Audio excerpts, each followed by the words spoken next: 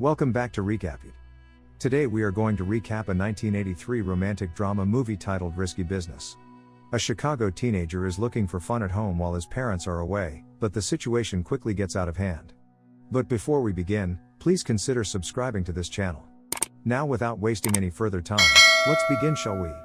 Joel, a teen boy, is the protagonist of the film. He's on his way to a college entrance exam, but he'll be late by nearly 3 hours. In fact, he has little chance of passing the exam and enrolling in college because of a poker game. Joel's friends make fun of his story about seducing the babysitter's neighbor.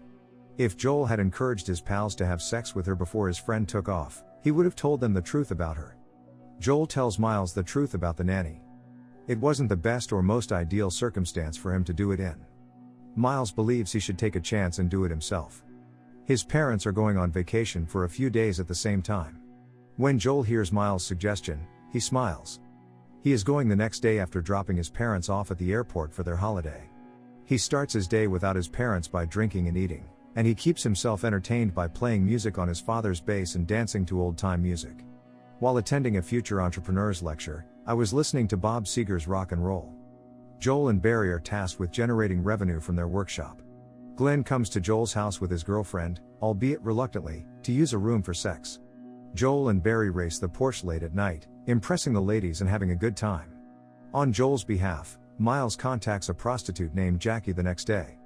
Miles leaves the prostitute a message with Joel's name and address. He is terrified. Jackie, a black transvestite prostitute, appears later. He says he'll call Joel for her straight away. He pays her merely to leave, but she offers him the number for another prostitute named Lana before she does. She claims that if you ask for Lana, that's exactly what you'll get, and that's exactly what every white lad on the lake wants that night. He can't sleep and reluctantly contacts Lana to solicit her services under the name Ralph. She arrives, and he recognizes her as a lovely blonde woman, and they spend the entire night having sex. The next morning, Joel loses his virginity to Lana. He doesn't have the money to pay her $300 for her services. Meanwhile, she appears dissatisfied when she learns that he is going to the bank to withdraw cash from his parents' funds. Lana has vanished, along with his mother's priceless Stubinglass egg, when he returns. Joel and Miles track down Lana at the Drake Hotel, where she normally gets excellent service, thanks to a recommendation from Jackie. Lana approaches Joel and requests a ride. He begs him not to drive away, but he insists on speaking with him about the recalcitrant egg. When Guido, Lana's pimp, approaches the car and pulls a gun, he demands she get out. As Guido pursues them, Joel accelerates away, and the automobile chase begins with his driving skills. Guido was successfully ejected. He gets a call from his mother the next morning. She informs him that she will be returning home on Saturday, and he must keep this in mind. Lana prepares breakfast for Joel and informs him about her debt to Guido and her stress-related hospitalization. He begs her to leave since he has to go to school.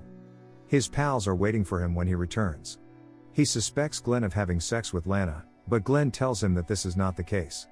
After that, she informs Joel about the free enterprise workshop. He and a friend create a product and attempt to promote it, but they are unsuccessful. Lana accidentally bumps the Porsche out of gear while grabbing her purse as the conversation continues. Despite Joel's urgent attempts to stop it, the automobile continues to roll down the hill. The pier gives way, and the Porsche ends up in the water. When Joel takes the Porsche to the shop for repairs, it is seriously damaged. When he learns how much it will cost to fix it, he is horrified. He is well aware that his father is planning to murder him. He agrees to her concept, and they begin purchasing products for their firm, which is referred to as a risky business because they supply women's services and are aided by his workshop friend, Barry. Duty S is to supervise production, while Joel concentrates on the market. By using a woman's service in his place, he makes a profit. The event is a big success. Joel's friends and classmates, as well as Lana's co-workers, are crammed into the house. His high-risk enterprise is thriving. Bill, a Princeton recruiter, decides that night to interview Joel for admission to Princeton. He's coming at his father's request. The interview begins, but there are numerous interruptions. Joel reveals that he plans to major in business, and Bill appears to be underwhelmed by his credentials. Sometimes you just have to say the F word, Joel says, wearing his glasses and abandoning his Ivy League dreams. It's like the University of Illinois, he says to Lana. He nailed it and took home $8,000 for the night. He returns home empty-handed after picking up the Porsche. Guido responds, stating that he will allow him to purchase his furnishings back.